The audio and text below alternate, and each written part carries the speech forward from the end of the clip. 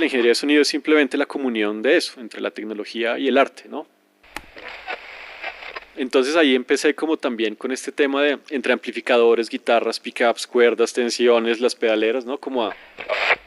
Yo creo que la única manera es tener, al menos estar seguro de lo que uno no quiere hacer.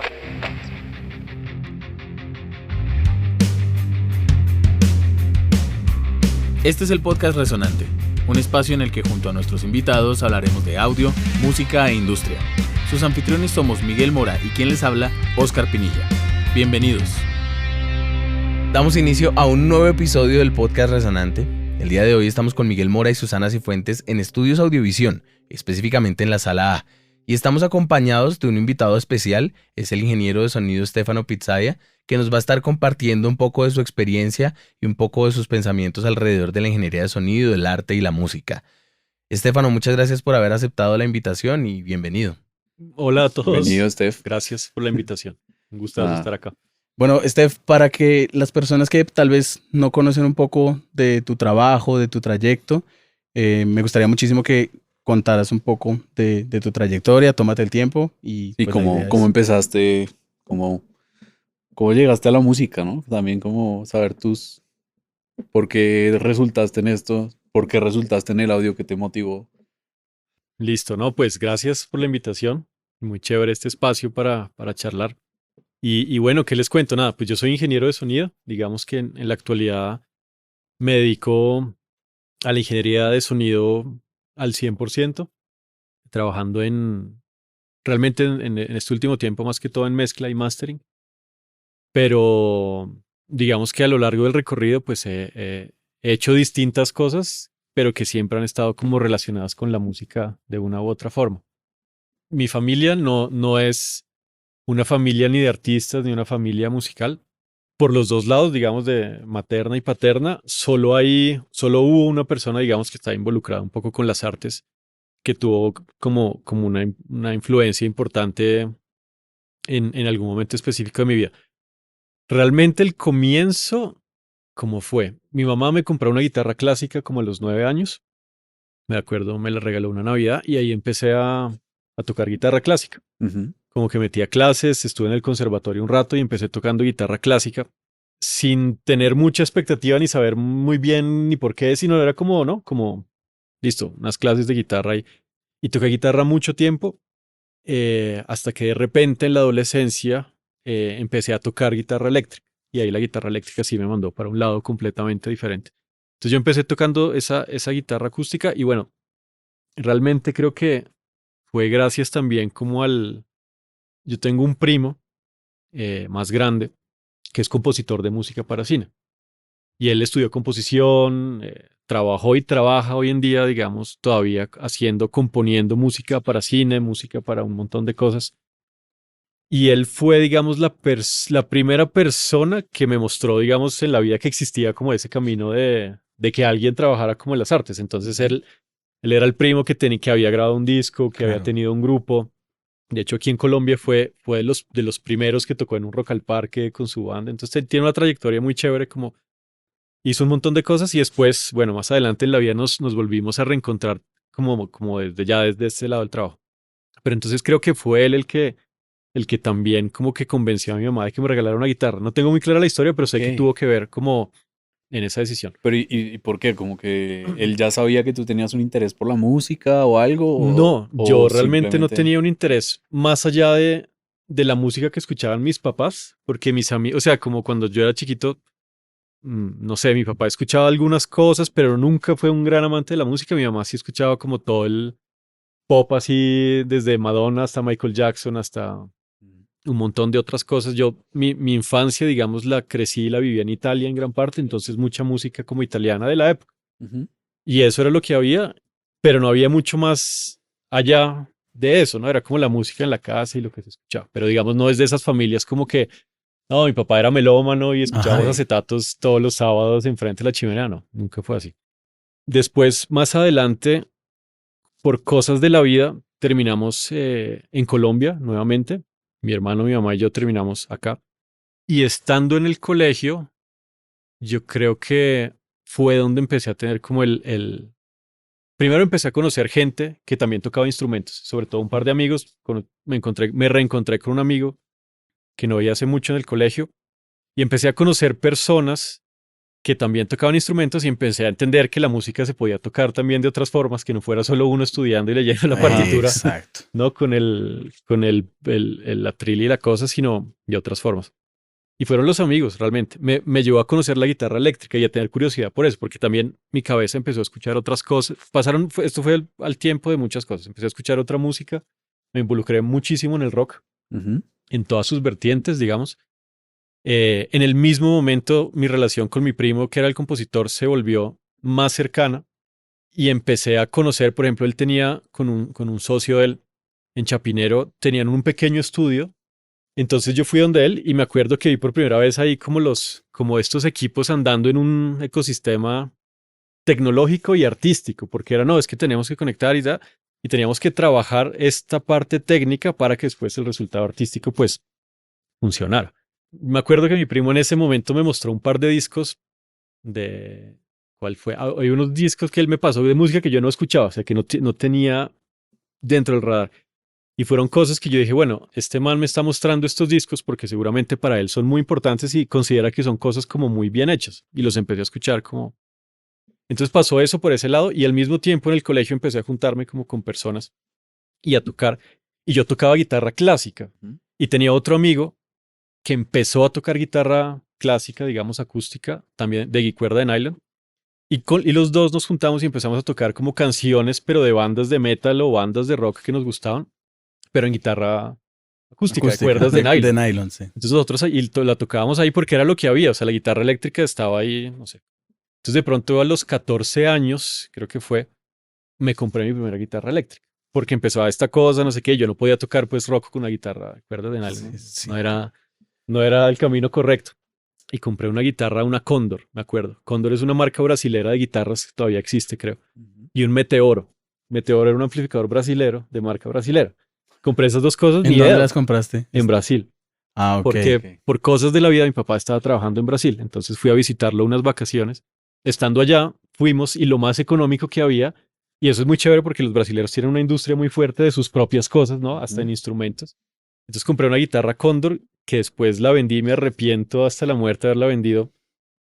Bueno, más adelante la vendí y el amplificador Meteor. Entonces, claro, yo después volví a Bogotá, ya a los 14 años más o menos, o 14 y medio, y ahí empezó como una disciplina muy fuerte hacia el instrumento. Entonces era la guitarra eléctrica y a tocar las cosas que yo quería. Y mi otro amigo, que era Octavio, que él después él sí estudió guitarra clásica y se volvió un guitarrista durísimo, me impulsó a tocar, digamos, pero como con conciencia, ¿no? Como no tocar por tocar, porque también empezamos a armar las bandas de colegio y... Es que el carácter social ya ahí de la música y los amigos empieza a llamar un poco de cosas. Claro, es muy fuerte porque digamos que el parche era alrededor de eso, o sea, era como, ¿cómo hacemos para tocar esto y que nos suene lo mejor posible? Y afinaciones diferentes, técnicas de guitarra. Estuve en clases de guitarra eléctrica un rato, pero el resto fue como autodidacta. Y con la ayuda de mi amigo, que él era muy chistoso porque él era hijo de militar. Entonces tenía una disciplina impresionante para todo, hasta para estudiar. Nosotros siempre fuimos muy juiciosos como en el colegio, pero también muy rebeldes. Pero digamos que cuidábamos la parte académica como para que nada de eso nos molestara y pudiéramos hacer lo que quisiéramos. Entonces con él empezamos a tocar y tocábamos los dos juntos hasta que después armamos una banda junto a otros amigos. Y esa fue como la primer banda así que tuve. Y éramos muy neuróticos en tratar de hacer que las cosas sonaran como muy bien, ¿no? Entonces, claro, el sonido del amplificador. Después llegó el momento de las pedaleras estas digitales. Sí. Yo me acuerdo tenía una Digitech chiquitica. Una RP50. Sí, creo que Yo que era también tuve. azul y los plateada. pedales. Eran dos pedales nomás. Entonces ahí empecé como también con este tema de entre amplificadores, guitarras, pickups, cuerdas, tensiones, las pedaleras, ¿no? Como a entender que también para hacer ese tipo de música que yo quería en ese momento se necesitaban otras cosas, ¿no? ¿Y esas cosas dónde las sabías? Porque yo me acuerdo que había revistas. Sí, no, había revistas de Guitar Magazine, no sé sí, qué, y venía con los CDs y el solo con la tablatura. No, y desde tan jóvenes ser conscientes de tantas cosas que, yo no que tenía él dice, como de, o sea, un adolescente coge la guitarra y, ¡prun! Claro, y claro. puede estar hasta desafinada. Pero lo que él dice que es como que eran Sí, unos ñoños. muy ñoños. Sí, chévere. O sea, muy bacano. Era chévere. Yo creo que era como, uno, la música que tocábamos lo requería, porque digamos era un metal, no era un metal ultra técnico, ¿no? Pero sí era un metal virtuoso dentro del tipo de metal que se tocaba. Y realmente como a mí, no sé, siempre he tenido como interés por la parte tecnológica, pero mi amigo también era muy rígido con eso. Entonces, bueno, dicho, las cosas tocaba hacerlas y el tempo tenía que ser el que era y los solos tenían que ser los que eran y no improvisados. Entonces, sí, no sé, a tocar como con ese amor hacia hacer las cosas bien, Bien. como hacia buscar que sonar. Entonces, nada, simplemente, bueno, se armaron las bandas, no sé qué. Ahí tocamos, seguimos tocando, tuve bandas después de otros tipos, como con muchas cosas. Y todo eso sucedió y se empezó a acercar como el momento de que uno se graduaba del colegio y tenía que estudiar algo. Entonces fue pucha, era como, bueno, ¿y ahora qué será lo que se viene? Entonces yo me puse a hacer como un análisis de las cosas en mi vida que realmente me interesaban. Pues digamos, mis papás nunca me obligaron como a estudiar absolutamente nada. Mi mamá sí obviamente le hubiera encantado que hubiera estudiado, qué sé yo, medicina, seguramente. Ajá. Mi papá nunca me dijo absolutamente nada, entonces como que había afortunadamente cierta libertad. Y las cosas que más me influenciaron en ese momento, no sé, a los 18 años que uno ya tiene que salir, la música en gran parte y lo que había hecho como con estas bandas y estos amigos, los videojuegos, ese tema como que estaba ahí de otro lado, pero tenía que ver. Y las películas y el cine. Mirábamos muchas películas, nos gustaba jugar muchos videojuegos y escuchar música. Y mi hermano también, pues después también tocó guitarra y eso. Bueno, mi hermano no había hablado de mi hermano, pero él también, él y yo como que crecimos más o menos con el mismo background. Entonces, consolas desde muy antes de que empezara todo esto de las guitarras, ya había videojuegos. Entonces, obsesión por los videojuegos, películas y la música, tanto, y mi mamá obviamente nos regañaba, nos castigaba, que no podíamos ver televisión, que no sé qué. Tanto que mi hermano hoy en día trabaja en la industria del cine, Ujú. en CGI, haciendo como, junto a un equipo como animación 3D y cosas de efectos especiales para Wow. cine. Y todo eso fue a raíz de eso, porque es que en mi familia tampoco hay nadie que trabaje en cine, no hay nadie que nos hubiera estimulado eso, pero fue el contexto. Entonces, Claro. no sé, uno a veces cree que jugar videojuegos o ver televisión es malo y al Sí, revés no, puede. para Y nada. también el momento del acceso a la tecnología y el acceso a la educación de todas estas cosas, ¿no? Me imagino que ya el acceso a los computadores y a la animación 3D Ujú. tiene un momento en el que casualmente es la edad de tu hermano de entender a qué se va a dedicar. Y lo Sí, mismo pasa con el audio, me sí, imagino. sí. Mi hermano en algún momento quiso, es como, creo, trabajar en videojuegos también, pero después fue yéndose como para lo del cine. Y después, gracias a mi primo, como entendí que existía la opción de la ingeniería de sonido desde una perspectiva como muy vaga, porque yo no tenía muy claro.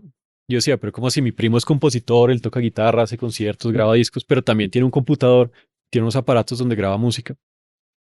Cuando entendí que eso era una carrera, o sea, que existía gente como que se dedicaba a hacer eso en algún momento, pues salió la idea. Y fue claro, esto es perfecto porque a mí me encantaba la música, pero nunca quise ser, o sea, nunca hubiera querido ser un intérprete de guitarra clásica, eso lo tenía claro, a pesar de que le tuve mucho amor y me encantaba. En algún momento como que una tía me dijo, pero ¿por qué no sigues en el conservatorio y estudias guitarra clásica? Y yo era como, "Uy, no, no, ya es como un camino muy demasiado específico para mí. Y salió esto y la ingeniería de sonido es simplemente la comunión de eso, entre la tecnología y el arte, ¿no? Pero no tenía ni idea realmente como de muchas cosas, ni había trabajado en un estudio, ni había, o sea, como aparte lo de mi primo que era muy sencillo, digamos, con respecto a lo que puede ser un estudio como estos. Pues nada, ahí salió la idea y dije, no, pues voy a buscar el camino de la música, pero desde otro lado, no Ujú. siendo músico. ¿Cómo llega el audio después? O sea, ¿Cómo llega el audio después? Entonces yo me fui para Italia, apenas terminé el colegio, me volví a ir otra vez y yo dije, listo, voy a estudiar ingeniería de sonido. Resulta que en ese momento en Italia no había donde estudiar ingeniería de sonido. Aquí en Colombia la Javeriana tenía esta cosa como este programa inicial de ingeniería de sonido. En Estados Unidos pues siempre, no sé, como Full Sail y eso, me ujú. imagino que siempre han estado, pero Estados Unidos era una opción muy costosa y tenía la opción de ir a Italia y pues que era más barato, entonces Sí. me fui. Pero me fui sin saber mucho. Entonces llegué allá y me estrellé un poco con esto porque me di cuenta que no. O sea, te fuiste sin haber hecho una investigación previa, Sí, pues. cero, no, yo ya me fui con mi hermano y mi hermano entró al colegio y yo entré a la universidad, pero entonces como no encontré ingeniería de sonido y era una cosa como que se estaba ahí construyendo, entré a estudiar musicología. Wow. casualmente, investigación de música antigua. Otra cosa totalmente distinta. En Venecia, sí, porque estaba allá y era como, pucha. Además, el problema fue que nos habíamos ido y pues no era tan fácil devolverse. No era como, no, listo, entonces me vuelvo a... Entonces dije, pues le voy a dar una oportunidad igual, cero afán. Y en Venecia había, en la Universidad de Venecia, hay una facultad que dentro de las cosas que dictaba del mundo artístico estaba esto. Entonces me metí ahí, estuve un rato, trabajé con un argentino que se llama Aníbal Chetrángulo, todavía me acuerdo. Y él manejaba una base de datos de investigación de música operística o preoperística. Y él lo que hacía era que me daba hojas de cosas y yo las metía en un Excel y hacíamos bases de datos de, por ejemplo, esta ópera se hizo en tal año en el Teatro Colón de Bogotá y vino la compañía de Francia o de Italia, qué sé yo, con estos manes, el director era tal, la música era tal. Como una historiografía de la Sí, parte de la... era Como como- documentar cada vez que se ejecutaba una ópera Sí. en algún lugar del mundo. Sí, pero de cosas antiguas, o sea, no de cosas de ese momento, sino cosas antiguas. Ah, ya, Entonces, o sea, como, no sí, sé, de ópera antigua o de... la flauta mágica se estrenó en tal teatro, Sí, en tal ciudad, pero en era tal como año. el instituto, él era un profesor de la universidad. Yo terminé trabajando con él porque él tenía este instituto de investigación. Entonces, claro, el argentino, no sé qué, yo colombiano, pues también ahí como ahí nos hicimos amigos. En ese momento de mi adolescencia me gustaban muchas cosas. Me gustaba desde la filosofía hasta el cine, hasta el metal, hasta los videojuegos. Entonces, pues dije, Claro. ¿por qué no? Digamos, el camino como del trabajo intelectual de la investigación me llamó la atención en algún momento, como listo, es como trabajar ahí con la cabeza. Después dije, no. No O es. sea, yo vengo a tocar metal y necesito un Claro. poco más de dinamismo en la vida. Eso fue lo que pensé en ese momento, no sé. Y dije, bueno, ahí me salí y entré a estudiar ingeniería de sistemas. Cambio extremo, porque entonces, claro, mi cabeza dijo, no, aquí estoy volviendo a ser el intérprete de guitarra clásica, no quiero trabajar como investigador de música antigua porque no, chévere, interesante, pero no me apasiona saber de la escala pitagórica o de cosas que... Y ahí me metí a estudiar informática, entonces, primer día de clases, un libro así de Java. Entonces, claro, yo dije, bueno, podría ser hacker, podría, qué sé yo, programar Sí, juegos. el man no pensó nunca en dedicarse a nada legal desde la No, ingeniería no, de no sistemas. tenía que tener algo un poco más interesante. Claro, tenía Pero que tener claramente algo oscuro, si no, no era un servía. camino muy... Y como les digo, yo he sido muy disciplinado en muchas cosas, pero otras cosas me han dado mucha pereza. Entonces, por eso esta cantidad como De probar. de probar, sí, de Ujú. buscar y de cosas. Y ya después de probar esto de informática, que también, pues todo ha servido como... Pero dije como no, tengo ya que ponerme serio porque, digamos, lo bueno en Italia es que la universidad es pública, entonces, digamos como que el gasto fue mínimo, por no decir casi nulo. Entonces no había como tantos problemas con respecto a eso, pero sí fue un aprendizaje como muy grande y conocí gente que después como que me llevó a otros lados. Y después de eso, volví acá, entré a la Javeriana, después hice unas cosas en la Fernando Sor también, volví a tener banda, trabajé un montón con Cuatro Cuartos. Cuatro Ajá. Cuartos hacen muchas cosas, pero ellos, digamos, hace muchos años, pues tienen salas de ensayos, manejan bandas, hacen conciertos, tienen equipos para alquiler, trabajan con Rock al Parque, de todo. Me hice muy amigo de las bandas que ensayaban allá y de la gente, Paola, Juanca, que influyeron ahí también en un montón de cosas. Entonces empecé a trabajar. Yo en toda esta locura de cosas ya tenía, bueno, seguía teniendo mi guitarra, tenía una interfaz chiquita. Empecé a usar Live y Digital Performer, porque en la Javeriana en esa época se usaba Digital Performer, no Pro Tools. Y en esa época hice mi primer Hackintosh, porque Digital Performer solo es para Mac. Yo Sí. también hice un Hackintosh, Claro. una cosa que se llamaba Yatcos, y era la oportunidad de tener, claro, de hackear Uy, ya, pues, y no claro. tener un Mac. Un release Pero de ven, esos. una pregunta. ¿Tú entraste a la Javeriana a estudiar música y hacer un énfasis después? Música con énfasis en ingeniería de sonidos en la O sea, sí, Javeriana. o sea, te tenías que comer primero toda la música otra vez, digámoslo así. Terrible, claro. Entonces, ¿Y cómo te dio eso? y el examen de admisión de la Javeriana en esa época tocaba, a mí me tocó tocar una pieza de guitarra clásica. Me acuerdo Para que toqué te las admitieran. variaciones de Sakura. Y claro, entonces yo entré y era, pucha, yo quiero esa ingeniería de sonido, no quiero que me pongan aquí el Pozzol y esas cosas porque no, como que no. Y ya lo habías visto también. Y ya había visto algunas cosas, pero pues no, igual la Javeriana es dura y es muy buena y es de verdad, mucha gente no sigue como en eso porque pues se cansa, ¿no? Hay que tenerle como el Nivel, amor. ¿no? El nivel es muy bueno y bueno, en fin. Lo del Hackintosh fue por el Digital Performer que tocaba tenerlo ahí. Yo tenía un portátil Windows, lo volví Mac porque el Mac no era una opción y ya. Y con Cuatro Cuartos empecé a trabajar como productor de bandas. Y con esas bandas grabábamos unas canciones y sacábamos un EP o algunas vainas. Y después, cuando terminé eso, en la SOR hice lo de Pro Tools, las certificaciones esta 101, Ajá. 110, 201, hice 3 allá en la SOR como de Pro Tools. Entonces ya mi cabeza informática estaba muy como hacia ese lado del software, como me encantaba y trabajaba y ya tenía el Pro Tools ahí como andando y todo eso. Y me volví a ir para Italia. Y estando en Italia esa otra vez, ya como con las cosas más claras y más hechas, estuve allá un rato, trabajé en un estudio y hice una maestría en un lugar muy bonito que creo que es el que más me ha gustado, yo creo, de todos, porque era un conservatorio que tenía una maestría En audio. en audio, pero también era conservatorio. Entonces había maestrías, por ejemplo, para pianistas. Era un programa de la Comunidad Europea, entonces podían venir pianistas de cualquier País de país Europa. y hacer su maestría, pero también había de audio y había de cine, creo, una cosa así audiovisual. Y ahí fui y conocí profesores muy chéveres que me dieron desde música para cine hasta electroacústica, hasta síntesis, hasta mezcla, qué sé yo, un poco de todo. Y era muy chévere porque era un modelo muy interesante. Eran profesores, por ejemplo, el de electroacústica. Entonces era un señor que trabajaba en el Instituto de la Medida en Turín y era trabajaba ahí de planta, digamos, ese era su trabajo. Y 3 semanas al año, perdón, se iba a este instituto a hacer la clase de él y después se iba. O sea, no eran profesores de planta, sino eran, Ok. digamos, como profesionales que viajaban a dictar su máster y se iban. Entonces uno veía, no sé, un mes de una materia, otro mes de otra materia, era un full immersion de cada cosa con gente Ajá. que trabajaba día a día como en eso. Sí. Y realmente uno en la universidad no aprende mucho porque es muy difícil, ¿no? Es demasiada información como para uno salir y creer que ya... Y yo creo que como todo el mundo uno sale y no tiene ni idea de nada. Exacto.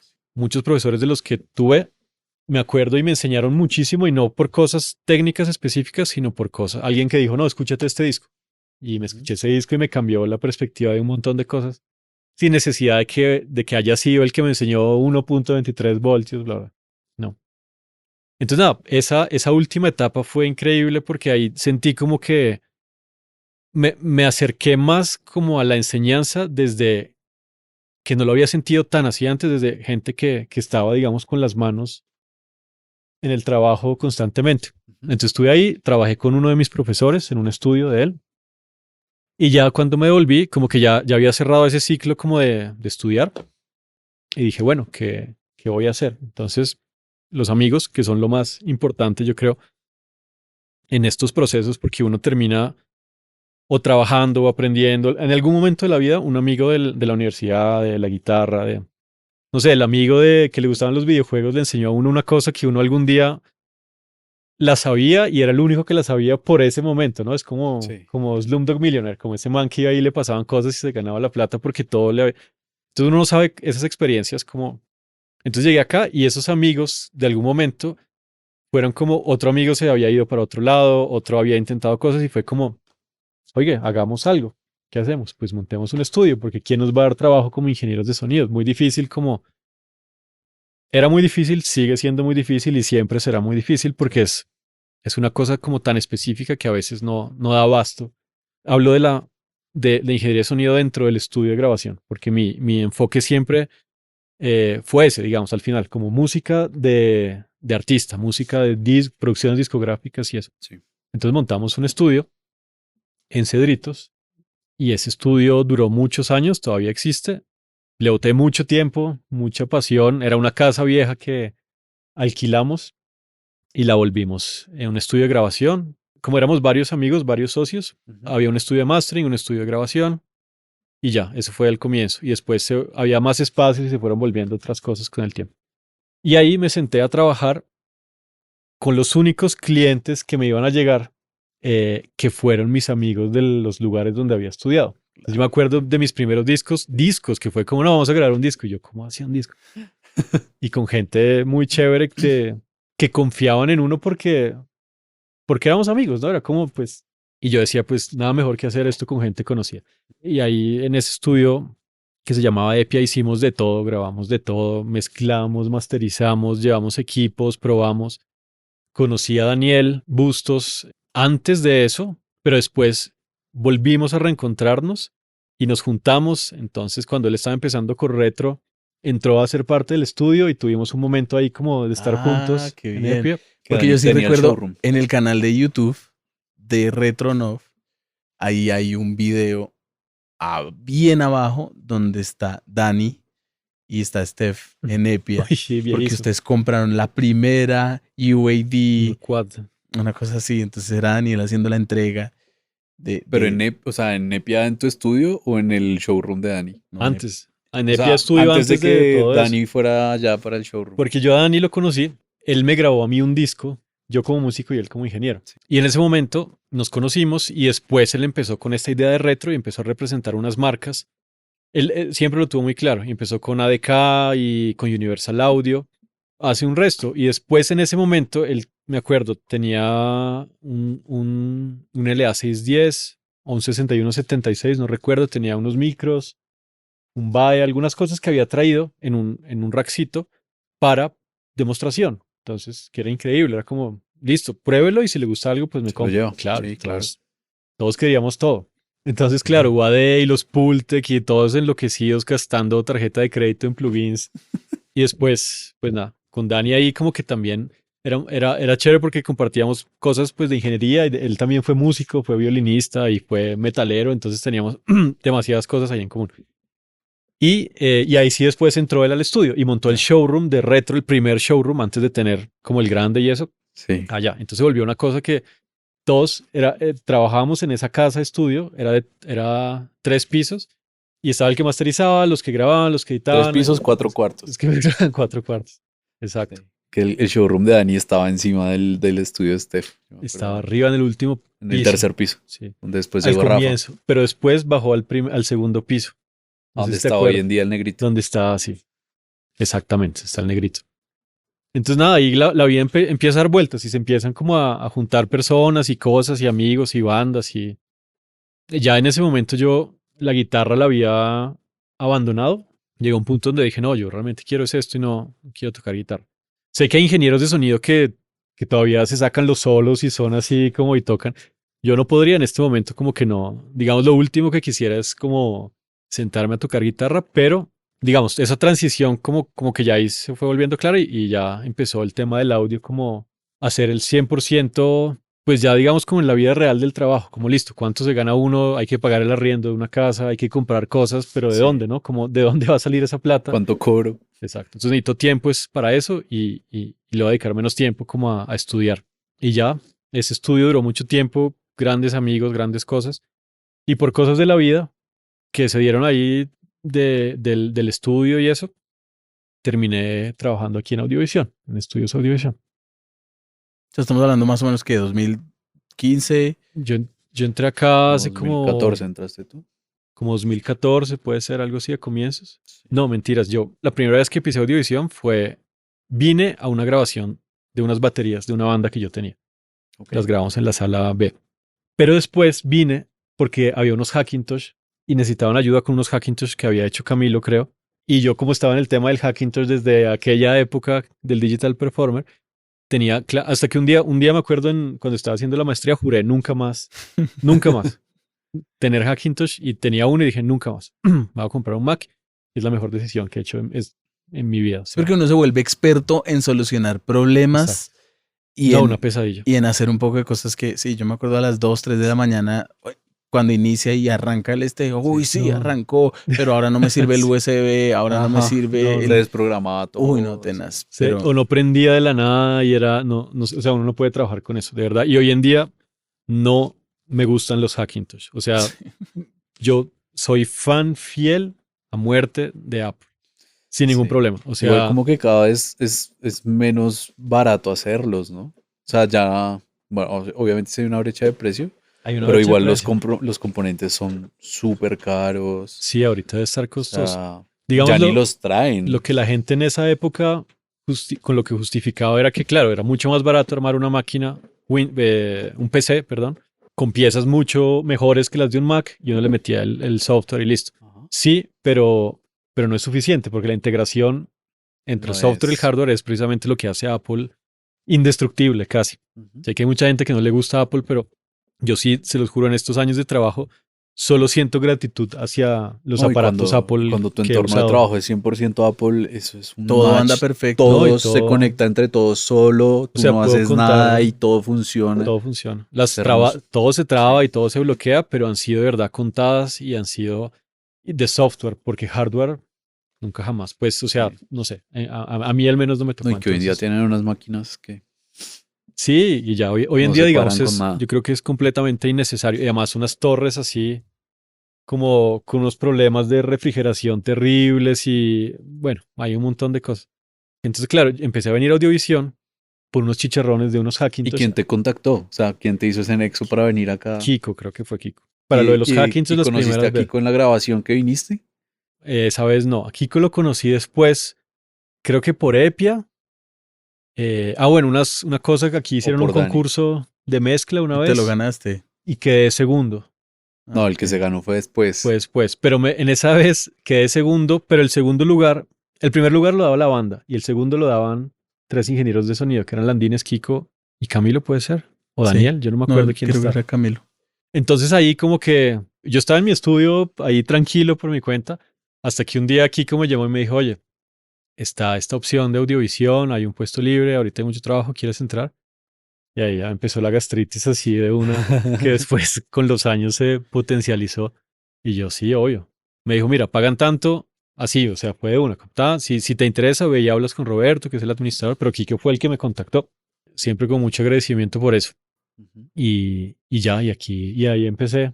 Qué impresión, porque mira que con toda esta historia que nos has dicho, es como si hubieses en el camino que recorriste, que fue estar entre Italia y Colombia, Sí. entre unas disciplinas como diferentes a lo que querías, sembraste un montón de oportunidades y de semillas que al final, cuando vuelves e inicias el estudio, están todas estas personas y todas estas habilidades que hacen parte de uno, ¿no? Que es Sí. como, bueno, yo aprendí a hacer esto y aprendí a hacer esto otro, y, Sí, sí. y por azar del destino y por cuestiones de la vida, entonces hay un Hackintosh en Audiovisión que tiene problemas.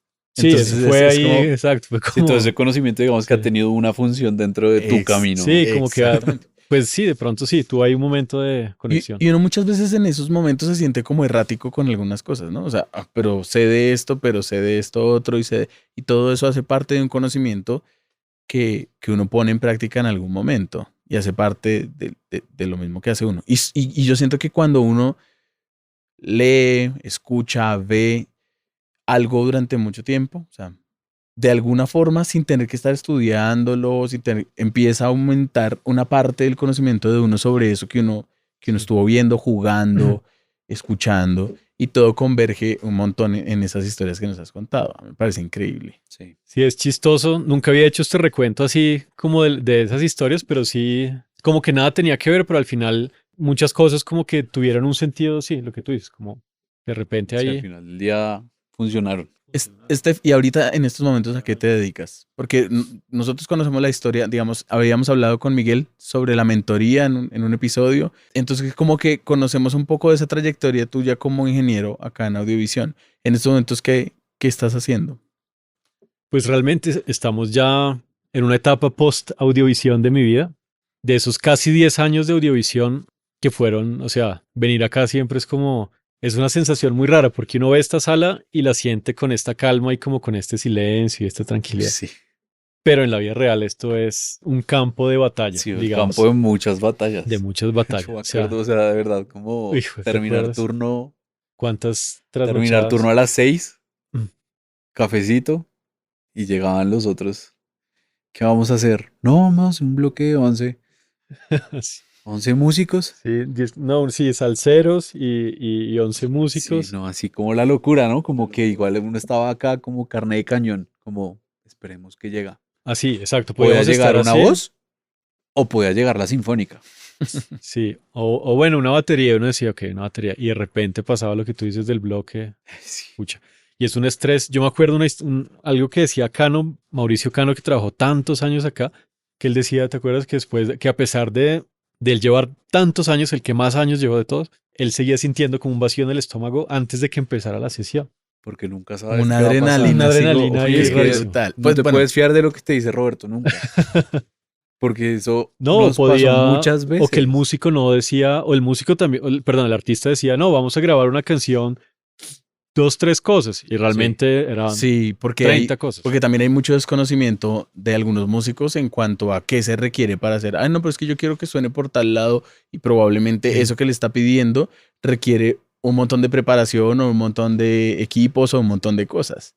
Y uno tiene que solucionar rápido y eso supone mucho estrés, O lo también que incierto, los ¿no? músicos piensan Mucho. que es llegar al estudio y sentarse a grabar. Ellos, pero ¿cómo así? El tiempo de seteo, pues claro, o sea. Sí, había gente que creía que no, que el tiempo del seteo no se cobraba y era, Exacto, sí, es digamos, como. es la única parte realmente que se sufre Sí, de resto es un sentarse a montón. ponchar, que eso es, Sí, pues puede ser eso más lo hace sencillo. cualquier persona. Pero la parte del seteo, que es lo más pesado, y ellos, pero ¿cómo así me van a cobrar las horas de seteo? Sí, muy, muy loco. Entonces, nada, este estudio tiene eso que es un lugar de verdad donde todo puede pasar, donde todo, o sea, es impresionante a pesar de la cantidad de sesiones y de cosas que hicimos y que repetimos, Sí, siempre todo era diferente. sí, Y siempre. digamos, hay una cosa muy especial en audiovisión, que creo que no en todos los estudios es igual, pero puede que en algunos sí, pero no en todos. Y es que aquí siempre, al comienzo de una sesión, nada está conectado. Absolutamente nada. Nosotros siempre reconfiguramos el estudio, procesamientos, preamplificadores, ruteos, Se Adaptando a deja todo highlights, normalizado. patcheos. adaptando a lo que pida el cliente siempre, ¿no? Entonces, aparte del seteo, necesitamos reconstruir, Claro. digamos, todo el conexionado para que funcionara para lo que se estuviera. Y claro, si Sí. era una voz, un pre, Porque chao. es que sí, Pero siempre podías. todo es sorpresa. O sea, yo el otro día grababa un bloque de salsa el lunes. Grababa un bloque de salsa acá y llegaron los músicos. ¿Qué instrumentos traen? Y Exacto. yo soy muy juicioso, me gusta hacer una lista, un input para tenerla con el asistente para que haya una Biblia que las cosas son lo que dice en ese papel. Hice toda la lista de instrumentos que me dictaron ellos, monté todo, puse todo, estábamos casi que listos. Ay, es que el timbal también lleva un redoblante. Y eso la gente no cree, pero puede ser, o sea, para uno es, ¿no? Pues puede ser Sí, para uno, crítico porque tal vez ya no tengo convertidores, tal vez sí. O sea, o tal porque vez no me dijiste desde ya, el sí, principio para yo organizarme a eso. es Es muy complejo. chistoso. Sí, con Migue fue muy bonito esa época, o sea, llegamos y aquí había mucha gente como trabajando, éramos Sí, muchos, entonces nos hacíamos muchos. compañía y de verdad había turnos, lo que decía Miguel, de día, de noche, al otro día, de noche. En el que nos conocimos fue de noche, ¿te acuerdas? Que Sí, eso lo fue de hemos noche. hablado. Cuando yo vine con York, tú fuiste el York, ingeniero Y yo estaba asistente y Miguel estaba claro. asistente y eso fue era hasta las 2. hasta las 2 de la mañana, sí. El turno iba hasta las 2, el turno, Pesados. digamos, sí, pero después de las 2 Pero en sí, ustedes a adelante, las 2 se iban y nosotros nos quedamos aquí enrollando cable hasta las 3. desmontando, O sea, organizando, porque el estudio quedaba como tenía que nuevo, quedar ¿no? virgen para mañana a las Las 9. bases, todo. Otra locura que O sea, ni un viniera. solo cable quedaba fuera de lugar, digamos, todo quedaba. Entonces sí, uno puede hacer a las 3, 4 de la mañana. Pero pues es, o sea, es bonito y es chévere, pero también es un desgaste, digamos. Es la otra parte como que la gente a veces no ve como de estos trabajos que son, digamos, en estudios así, son supremamente desgastantes. Y hay que tener, yo creo, la paciencia y el aguante para eso. Si no, es muy fácil como Y no, cansarse. también el amor. O sea, porque Y, venir a eso. no, y tener la compañía, ¿no? Como, Sí. porque uno, o sea, tener de verdad, nosotros nos conocemos Bueno, hace sí, mucho. yo me acuerdo que Steph me contaba que al principio no habían asistentes. Una Y época que no había asistentes. Y esas mismas cosas sucedían sin asistentes. Ya después cambió y tú fuiste o sea, de las personas que empezaron como a llegar nuevas. Tú fuiste el primero también. David. Ah, Dave, perdón, David. David estaba. Y David, Miguel Luego vino y Andrés. después Andrés, que básicamente han sido los asistentes de los últimos 10 años casi. No o sea, que empezaron en asistencia, pero que ahora son ingenieros. Y Deira, que ahorita está Y Deira haciendo. que Y ha está. habido otros asistentes que han venido, pero digamos los únicos en estos 10 años como que hicieron. Que Rafael Santamaría también estuvo de Rafa también asistente. estuvo, Rafa estuvo, sí. pero digamos como asistentes, pero que hicieron y que hacen parte, digamos, hoy en día del staff de Sí, que o trabajo. sea que haya transgredido un tiempo largo, Es que es digamos, mucho aquí. Es tiempo. mucho tiempo, Es claro. mucho tiempo. Sí. Y de ser hoy en día como ingenieros de cabeza de audiovisión, como lo es Miguel, fue como ese personal que hasta hoy en día. Pero sí, al comienzo no había y era terrible. Sí, O sea, yo me sí. acuerdo que Estefano me contaba, o sea, esas mismas horas, como a la Mm. 1 de la mañana, bueno, 2 de la mañana, empecemos a recoger. No, Kiko, Y yo me acuerdo, recogiendo, y Estefano uy, decía, no, uy, ¿tú te imaginas esto terrible. acá solo?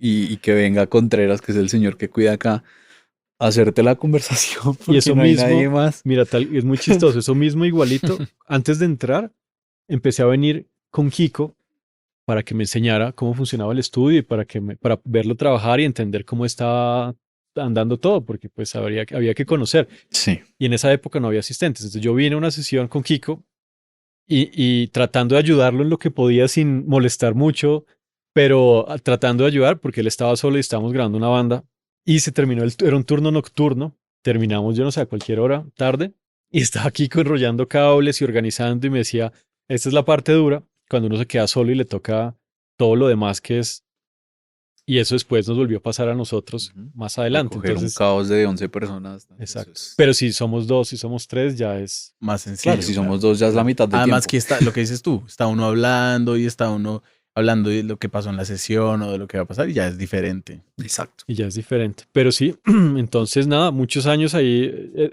esas historias podrían ser como para otro podcast, porque ahí, Uy, y de la gente que ha estado aquí más tiempo sí, en fin, ¿no? Como cuántas cosas no hicimos. Y no, por ejemplo, con Miguel todo. también es muy chévere porque nos volvimos amigos, pero a partir de acá, ¿no? Como del trabajo, es extraño, es como, entonces esto lo conecta a uno de una manera que es, no sé, es particular. Entonces se forman amistades también pues a partir del estudio realmente. Claro. O sea, este estudio tiene un poder muy grande más allá de ser estudio de grabación, tiene una capacidad de un montón de cosas que la gente a veces no se imagina, ¿no? Y define mucho.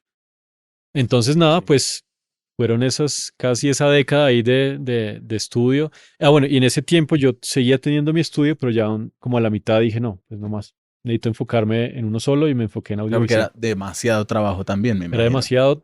trabajo y no tenía sentido. Era como, o sea, para mí en ese momento mi prioridad era audiovisión. Entonces dije, le voy a dar la prioridad a audiovisión. Y me salí de mi estudio. Siguieron algunos socios, otros se salieron con el tiempo y el estudio todavía está por uno de los socios iniciales, ya como con otras personas y otras formas, pero sigue estando. Y ya, y ahí en audiovisión, hasta hace poquito que, digamos, empecé como otra etapa un poquito diferente.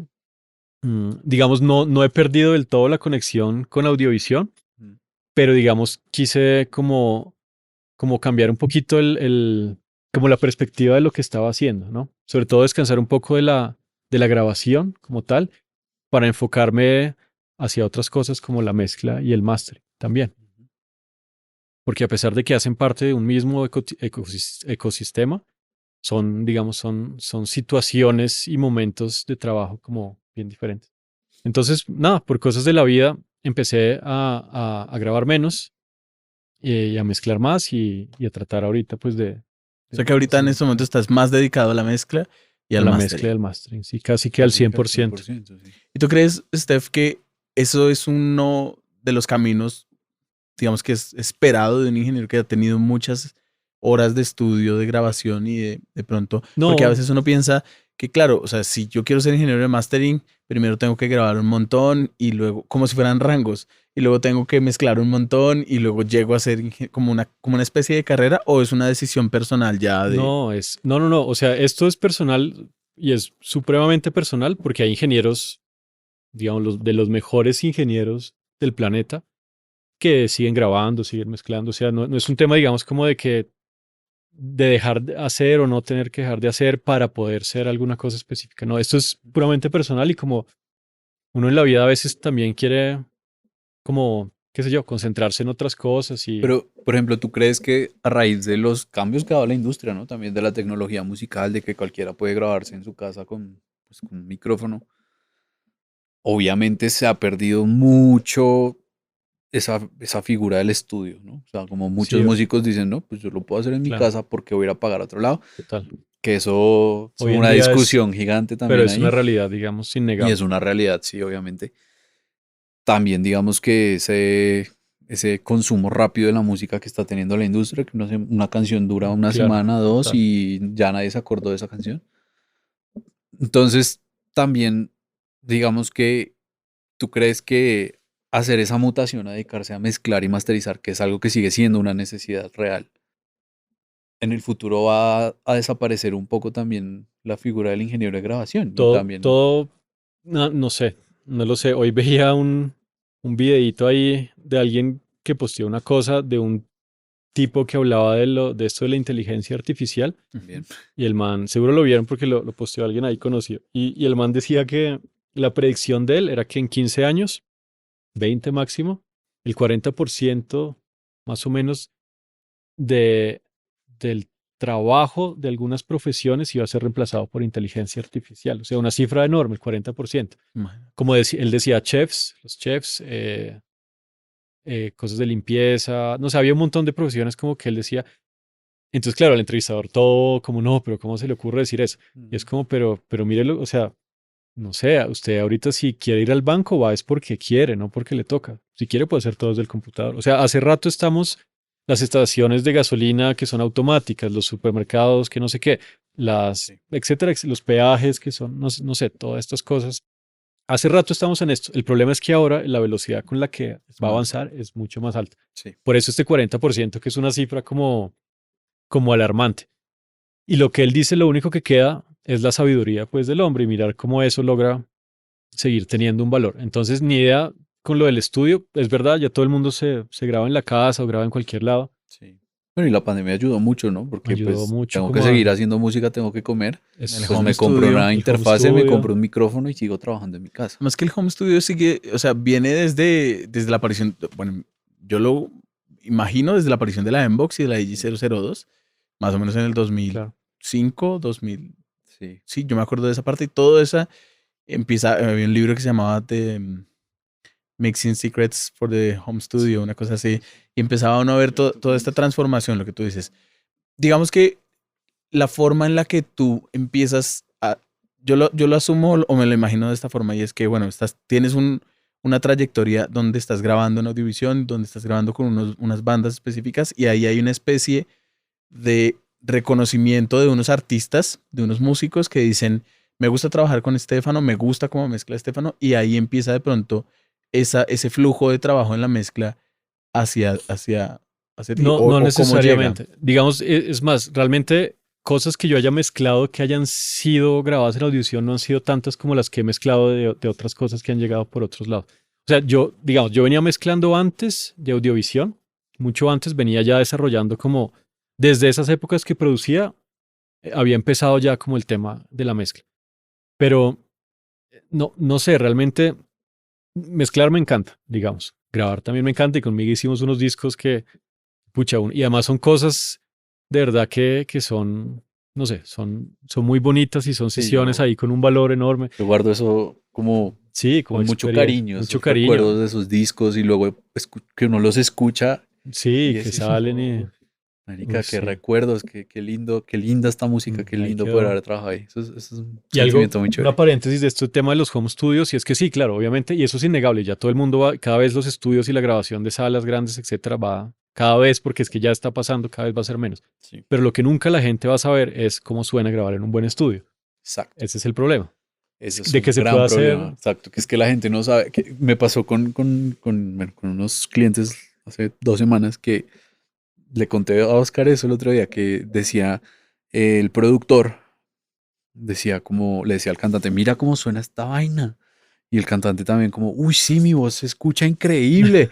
Y entonces claro, esa el productor le sensación. dijo, es que es la diferencia de grabar en la casa con un micrófono de $100 a venir a un estudio con esta consola, con este micrófono. Y esas eran las cosas que también Exacto. hablábamos tú y yo cuando decimos, es que hay que hacer de alguna forma que la gente venga a audiovisión y escuche las cosas, cómo cambian cuando están grabadas en un lugar como este. Porque si solamente se asume audiovisión como un espacio muy grande, que tiene una acústica muy buena, que tiene, y ya, como, pues que yo no necesito ese espacio tan grande. No, es Exacto. que no es tanto el espacio de cuántas personas me caben, sino de cómo suenan las cosas que yo hago ahí cuando las grabo. Total. No, una voz en esta sala igual suena increíble. O sea, Y es una cosa que es muy fácil decir que en cualquier lado se puede llegar a algo muy cercano, muy bueno, pero si no está la referencia, es como, no sé, con la pizza. Yo tengo ahí una sí, fijación la pizza. con la pizza. Eterna.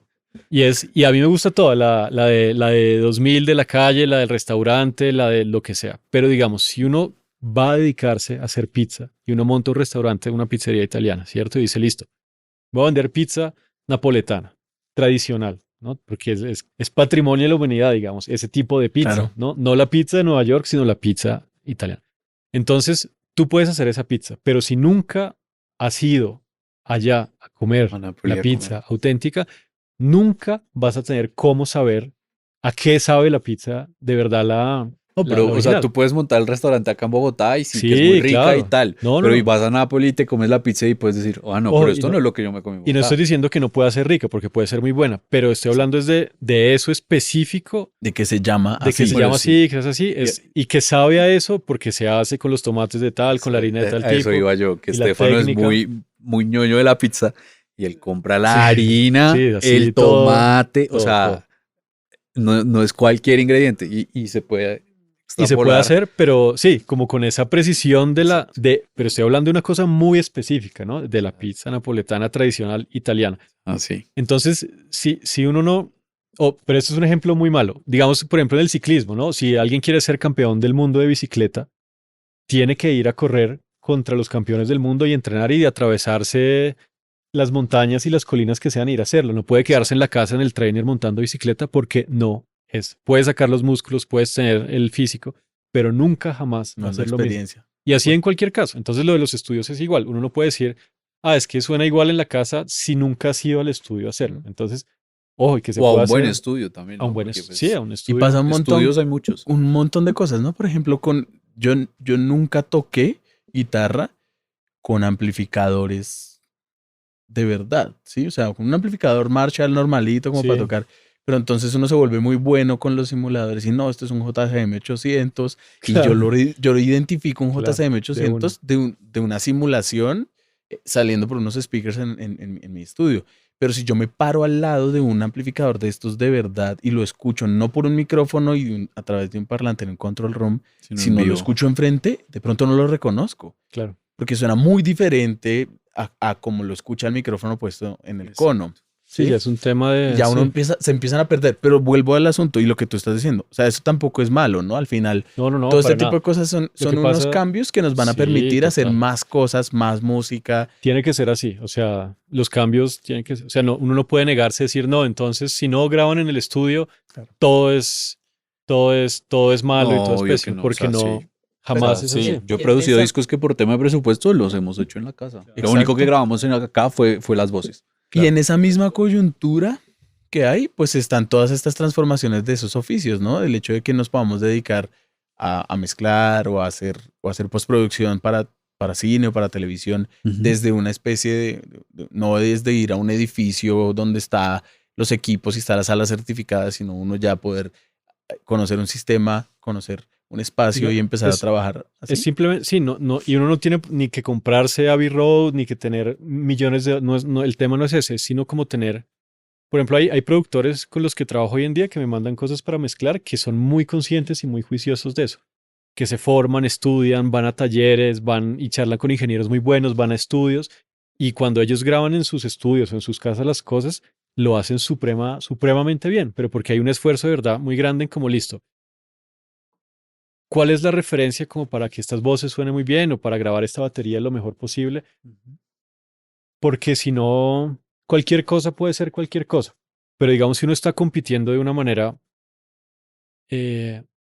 ¿cómo decirlo? Como consciente y como con el respeto hacia, es que respeto, no sé, como hacia la profesión, hacia uno mismo, hacia la industria, hay que tener, yo creo, pues si uno quiere competir como en ciertos puntos específicos, hay que tener como conciencia de esas perspectivas. Además, la música ha cambiado, claro, ya Johnny Mitchell ni Steely Dan son las referencias de lo que escucha la gente hoy en día, ¿no? Sino son Bad Bunny. Son Bad Bunny o son Bizarrap y son cosas que se hacen en la casa con un micrófono y funcionan muy bien, pero porque ya es otra es otra cosa. Entonces Pero también sin hay, hablar de que es muy rentable también, ¿no? Y es otro momento, otro consumo, sí, es otra otra forma en la que la cosa. gente escucha la música y la Todo vive. depende. Claro, pero si es un disco de jazz o si es un ensamble sinfónico, una grabación sinfónica o un ensamble, pues nada, las grandes salas siguen teniendo como una magia y la ingeniería de sonido como profesión y como conocimiento que es supremamente extenso, supremamente complejo y supremamente interesante, digamos, dentro de sus cosas, no sé. Steph, ¿y cómo llega entonces, cómo te contactan a ti los clientes? ¿Llegan a través porque de tus redes sociales o tienes un sitio web o cómo llega el trabajo? ¿O tienes un, Digamos, un, un, un booker o un manager? no tengo manager. Digamos, cuando montamos el estudio con los socios en esa época, sa- salió el dilema, bueno, los créditos, ¿no? Entonces, listo, los créditos para el CD, que ya hoy en día ni siquiera, ya son los créditos ojalá que en internet aparezca. Entonces era, bueno, ¿qué ponemos? Ponemos Sepia Studios, era como el debate en ese momento. Y en ese momento dije, no vamos a poner Epia Studios porque el día que yo me vaya de acá o este estudio se cierra, todos esos créditos, Se pierde. yo Claro. necesito es que queden a mi nombre, no el nombre, así sea mi estudio. Entonces, desde ese momento dije, no, todos mis créditos van a ir a mi nombre y no a nombre del estudio. Entonces empecé como a cultivar ese tema de los créditos como por el trabajo que yo hacía y no por el estudio, digamos, que yo tenía, ¿no? Era como, es difícil como cuantificar cómo fue el proceso, pero inevitablemente, claro, el paso por audiovisión y la exposición que da como estar en un estudio de estos, porque el flujo de clientes es muy, muy alto. Entonces se va afianzando él es ingeniero de sonido y trabaja en audiovisión. Entonces como que, Ujú. no sé, supongo que eso a la gente le da como seguridad también. Yo empecé, les juro, trabajando con los amigos, por eso yo a todos siempre les agradezco y o sea, hay gente muy bonita. Los clientes no tienen por qué trabajar con uno todo el tiempo, ¿no? O sea, no están obligados. Y hay mucha gente que sí lo sigue haciendo como por respeto a esa amistad. Hay gente con la que he trabajado que después ha trabajado con otra gente o con amigos y colegas y está bien. Y no sé cómo pasó. Llegó un punto en el que después de soltar mi estudio y de estar en audiovisión, siempre, de todas formas, tuve mi setup de trabajo en la casa, siempre. O en la casa o en algún momento tuve una oficina en Chapinero Sí. que se volvió muy duro porque era audiovisión, Chapinero, la casa, y en todos lados tenía que trabajar con algo y era como... Y entonces dije, no, tengo que tener como velocidad y control sobre las cosas. Y siempre desarrollé, digamos, por mi lado, todas las competencias relativas a lo demás. Aquí igual en la audiovisión se mezclaba y se grababa y se editaba y de todo. Pero con mis clientes que antes de audiovisión y antes siquiera de tener EPIA Studios, como venían apareciendo. Y hubo de todo, hubo locuciones, hubo mezclas, hubo música para cine. ¿Hiciste alguna vez una película, un diseño sonoro, una mezcla de... Para peli muchas, miren cómo es la vida. Mi primo tuvo un socio que se llama Camilo Zanabria, que es un gran compositor de música para cine aquí en Colombia. Y yo lo conocí desde esas épocas y por ese link con mi primo, y después yo tuve bandas también de electrocumbia, tuve bandas de rap, pero, Qué chévere. y con esta gente que eran músicos, tenían bandas, pero hacían sus trabajos. Y después terminamos trabajando juntos. Entonces con Camilo hemos hecho muchas películas. Una película también que terminó por allá en Cannes, yo no sé haciendo qué. Wow. Otras que han ganado cosas por ahí, pero porque pero lo ganan es no por la mezcla, lo ganan es por la composición. Pero entonces él me mandaba la música y nos volvimos muy cercanos y en una época trabajamos mucho, yo mezclando la música que después iba para la película. Y ya después el mixer en la sala de cine pues hacía la mezcla para Tú entregabas unos stems, supongo. stems, para el surround o para lo que fuera. Pero la mezcla de la música para cine la hacíamos. Hoy en día creo que estoy un poquito más, haciendo un poco más de algunas otras cosas. Porque igual, aquí era igual, ¿te acuerdas que hubo una época que grabábamos más folclore? Sí. Después que el jazz, entonces grabamos mucho jazz. Y después vallenato nos tocó. Y después, ni idea, de todo. Sí, Entonces era todo una época. es, y nunca me he considerado como, me acuerdo que la gente decía como, no, pero es que, y tienen razón, hay que mandárselo a mezclar al man que es experto en tal cosa. Pero por cosas de la vida llegaron muchos y hoy en día, digamos, me gusta mezclar muchos géneros diferentes, no necesariamente uno. Hay muy pocas cosas a las que le diría como no, como mejor. O sea, no es que haya muy pocas, sino como me gusta, por ejemplo, hay cosas que mezclo muy poco y cuando me llegan ese tipo de esos géneros particulares es el momento pues para uno medirse, Te estudiar. emociona. no, y ponerse a prueba. Es como, pucha, esto es lo mismo que estoy haciendo con este género, sino que tengo que entender esta estética y este discurso Exacto, sí. artístico La estética de cada género cambia y uno y tiene hay que que estudiarlo y adaptarse a entonces, eso. pero no hay motivo por el cual uno pues no puede hacerlo. Ujú. Pero sí requiere. Entonces, nada, eso fue pasando, qué sé yo. Entonces siempre cultivé como esa cosa aparte de tener mis cosas, de mi trabajo aparte, pues, por más que hiciera parte de la familia Audiovisión, como poder seguir trabajando con todos lo hemos hecho, o sea, realmente todos, y aprendí aquí de Sí. todos, o sea, gracias Sí, a algo eso, chévere de como, audiovisión es que también nos da esa libertad, ¿no? sí, Seguimos siendo freelance. Si todos uno no somos puede, no freelance, sí, puede. Y si puede, pues bien. exacto. Nunca estuvimos aquí en un horario completo, entonces, o sea, no teníamos horario de oficina, digamos. Sí, no, o O sea, una dedicación completa de Sí, no entras a tal hora teníamos y un sales a tal contrato hora. no, nunca. o sea, siempre ha Entonces sido por siempre prestación de servicios. lo que tú decías, teníamos, es más, tocaba ir a mirar, bueno, te necesito seguir trabajando en otras cosas y ahí apareció eso. Y con el tiempo se fue dando y yo creo que al final, no sé, los clientes, algunos llegan nuevos, otros vuelven, otros no vuelven, pero como todas las profesiones, digamos, de independientes, como pues todos nosotros en alguna faceta de nuestro trabajo somos independientes, uno no sabe realmente qué es lo que le va a llegar. Sí. Uno espera que le llegue mucho trabajo, pero uno no sabe, o sea, yo no puedo predecir cuánto me voy a ganar al mes en el año. Nunca ha sido así y Pero sí nunca va debes a ser tener así. un punto de equilibrio. Uno debe decir, bueno, necesito tantos proyectos o tantos Sí, elementos al claro, año y de aquí en adelante empiezo ya a hacer claro, para otro tipo de cosas. claro, sí. Sí, y eso, por ejemplo, ese tema de la economía dentro de este tipo de profesiones es fundamental y uno yo creo que la entiende tarde, pero Sí. el día que la entiende es como, ok, y es fundamental lo que tú dices, como saber cuánto es lo mínimo que necesito y qué necesito para hacer eso. Entonces, ¿Y cuánto vale mi trabajo? También es ¿cuánto vale mi súper trabajo? Bueno, pero importante. ¿Cuánto pero eso es cobrar? otro discurso que también se demora uno Sí, conociendo. No, se demora uno Pero mucho. imagínate que, bueno, listo, te demoras, pero conoces cuánto vale tu trabajo, pero llega un punto en donde no sabes administrar muy bien eso, ¿no? O es sea, muy difícil, yo me sí. acuerdo la primera vez que yo vendí un jingle, la primera vez que yo vendí un jingle, que fui a la agencia y tenía así en mi mente como voy a Claro. cobrar 1.800.000. Voy a cobrar 1.800.000 y si me piden rebaja digo que no, y no. Y me siento y la directora de esta me dice, déjame esos 5 millones. Y yo por dentro, no, es que, no, déjamelo un poquito. Yo ya ni siquiera sabía qué hacer porque yo no tenía ni Pucha, idea. Entonces uno dice, me acabo de ganar 5 millones de pesos, pero esos mucha 5 millones plata. de pesos los deshice porque no tenía ni idea. Estaba muy chiquito, pero no tenía ni idea de en cuándo me iba a volver a salir otro jingle. O sea, yo dije, uy, si me salió un jingle y me ganó 5 millones por un jingle, pues No, probablemente, increíble. Ah, no, o sea, si Muy uno bien. mezclara 2 canciones al día, uno sería millonario.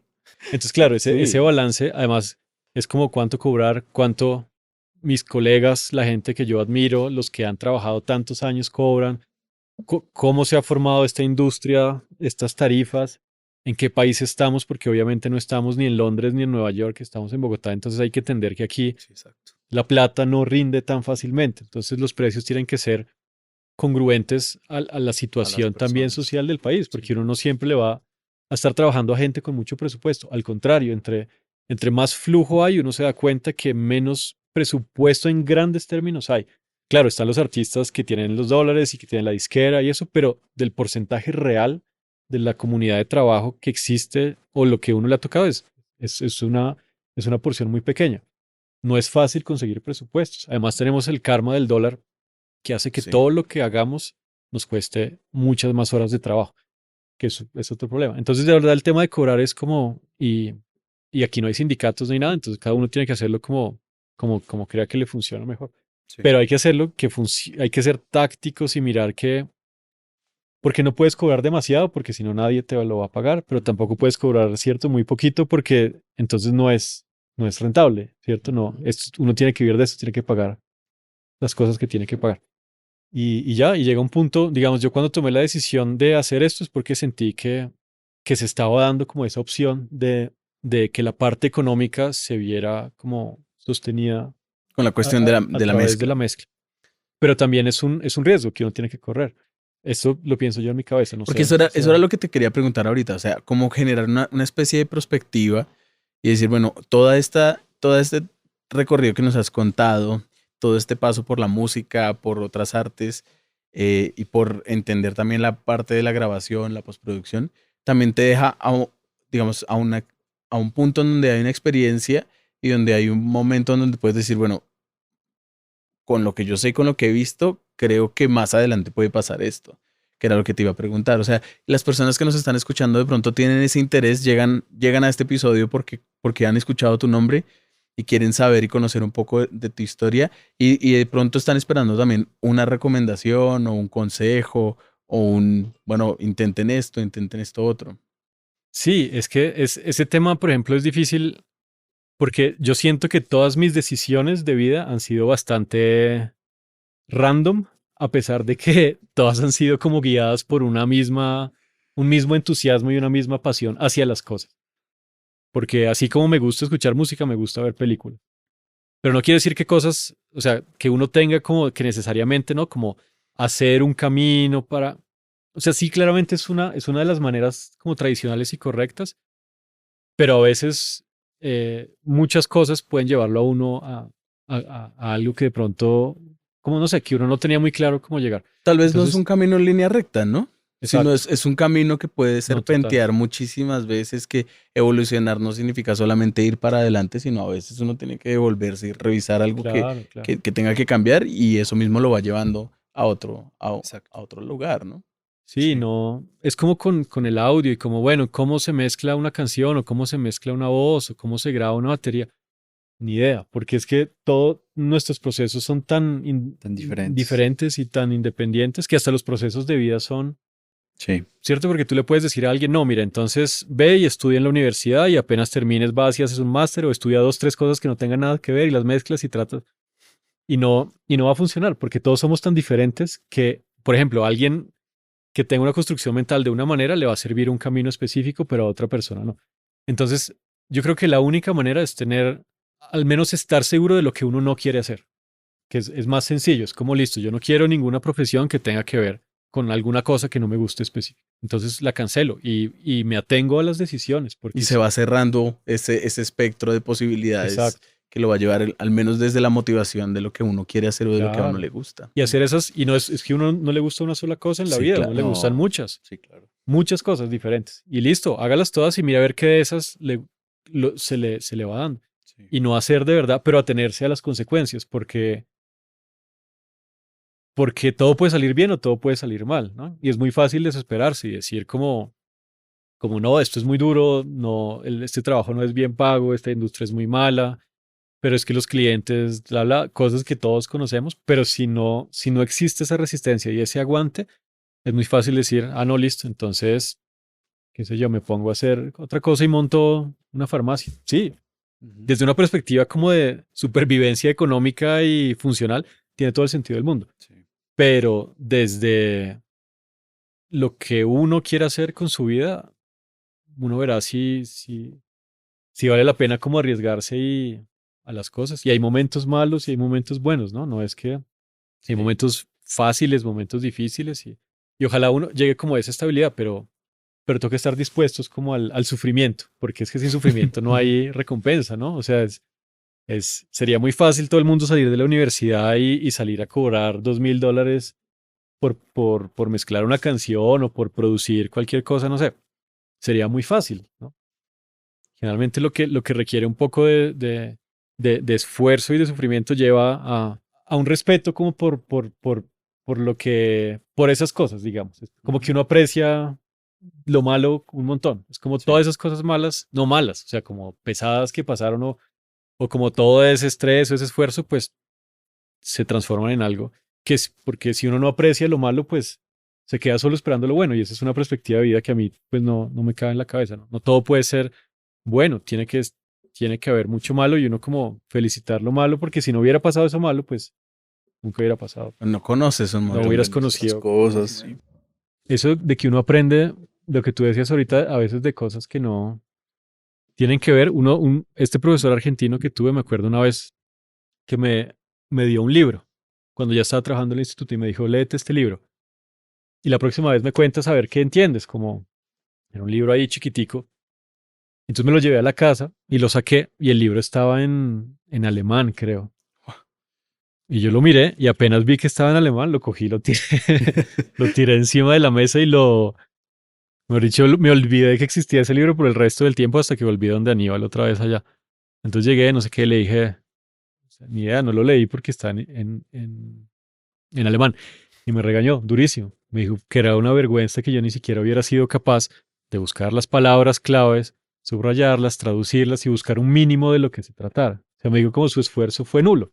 Pero si uno se pone a pensar ahí, hay un punto, hay una razón, ¿no? Y es como, hubiera podido hacer algo más de esfuerzo, al menos, qué sé yo, buscar en Google o en Internet el título de un capítulo pero ni Buscar si siquiera. había una versión en otro idioma, Exacto. sí, claro. Entonces eso nunca se me olvidó, nunca ni siquiera me volví a leer ese libro ni nada, porque después de eso como que ya, él era muy así en muchas cosas y yo después me aburrí también. A mí me aburren ya las cosas como cuando se vuelven muy extremas, como hasta esos niveles, pero me acuerda que hasta en las cosas que uno cree que no tienen ningún sentido, ahí puede haber un valor agregado importante que así no sea como en el caso específico del contexto de la musicología o de la ingeniería de sonido, en otro momento le van a servir a uno para, no sé, para hacer bien lo que sea que esté haciendo. Qué increíble. Oye, yo no tenía ni idea de todas, porque nos hemos hablado un par de veces acá en Audiovisión y bueno, Sí, yo hace conozco mucho años ya tu nos hemos visto trabajo acá. y eso, pero nunca me imaginé pues todas las cosas que nos contaste hoy y creo que tampoco, o bueno, eso para las personas que nos están escuchando y que están conociendo esa parte de ti, pues buenísimo. Quiero preguntarte cómo hacen las personas que están escuchándote, que de pronto quieren trabajar contigo, que quieren acceder a contactarte contigo, ¿cómo es la forma de comunicarse contigo? Yo creo que por redes es la más sencilla. En Instagram, @pizzaiastefano, ahí está el perfil. Yo creo que Instagram a mí personalmente me funciona bien como más que otras plataformas. Y hoy en día es chévere porque sirve como de medio portafolio, Ujú. medio de que la gente vea qué está haciendo uno y medio como para, no sé, para que lo contacte. Entonces, digamos, puede ser por Instagram. Y ahí en Instagram creo que está el email también, como por si alguien quiere escribir, pero la más sencilla es como que me busquen ahí en redes, es la más fácil. Bueno, perfectísimo. Muchísimas gracias, Bueno, Steph, no, gracias a ustedes. por esta gran charla, todo toda tu historia, todo el aprendizaje, todo No, lo que falta lo que nos todavía. enseñas. Bueno, sí, también Ojalá uno quedaron supiera algo de muchas algo, cosas, muchas pero cosas no. en el tintero quedaron también, pero bueno, el tiempo no da para más. Sí, sí, sí. Gracias a Y ustedes. no, hermano, pues también les agradecemos a las personas que se quedaron escuchando hasta el final del episodio. Recuerden que nos pueden seguir a todos nosotros. Bueno, ya Estefano dio sus redes sociales, pero repitámoslas otra vez. @pizzaya Stefano. Pizza de Estefano, Miguel, @Miguel Mora va. Miguel Morabá, está Susai-CS en la producción y Oscar Pinilla-R también en Instagram. Recuerden que pueden seguir el podcast en @el podcast resonante en Instagram y consultar, digamos, alguna información adicional en www.resonancia.com.co.